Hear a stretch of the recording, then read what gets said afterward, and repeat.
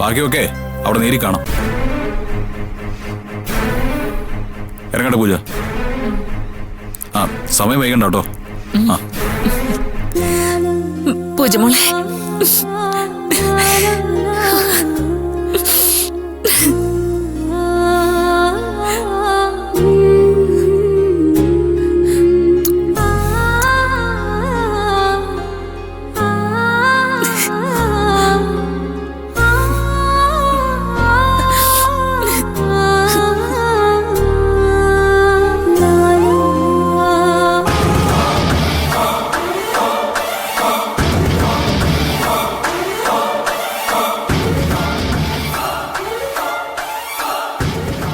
കാര്യങ്ങളെല്ലാം തിരിഞ്ഞു മറിയാൻ പോവാണെന്ന് ഉറപ്പായി.